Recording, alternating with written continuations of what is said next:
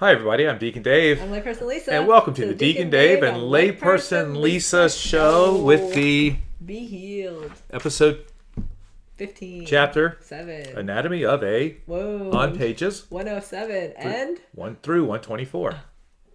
Not and, through. yeah. So here's the thing. Shame. Here we go again with shame. Okay. Yeah. It seems to shake the very foundation of our existence. Okay. A certain fear is always a part of the very existence of shame, according to John Paul II. Listen to that again. A certain fear is always a part of the very existence of shame.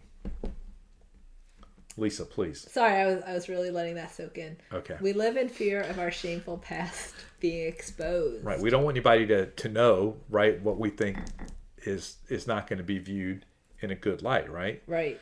Prayer and fasting can help to bring these things out into the light, Lisa. Yes. What would you say lose their power when they are brought to the light? Oh. Deacon Dave, I would say that prayer and fasting. Wait, I would say things lose their power when they are brought to the light, which is very true. Which is actually very true. Well, we can believe that we are forgivable, and thus the power found within the sacrament of reconciliation is so much greater. Okay, so go to reconciliation. Yes, but even so, we can harbor. But even so, we can harbor unforgiveness and have wounds that open the door to deadly sin. Yeah, we kind of can develop a stronghold of self-protection, right, built around sin, that does not really protect us from further pain. We've just heard this. Yes. It's repeated because it's very important.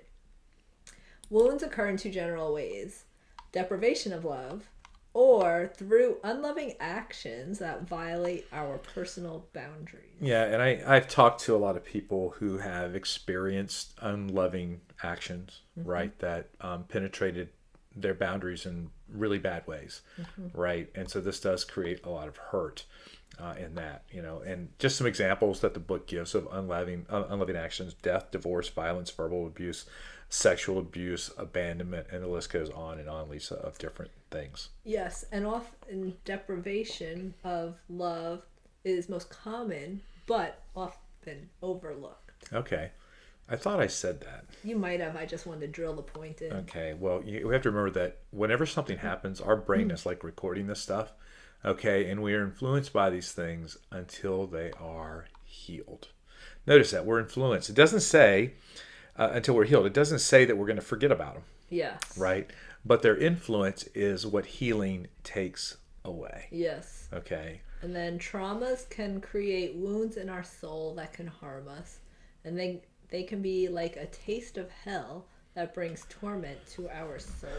Yeah, and so, before we continue on and into the next episode, Lisa, I think this idea of how we are hurt by people, okay, and then as a result of that hurt, we build up, these protection barriers within ourselves, or we go and we bury something and we say, okay, well, I have dealt with this by putting it away.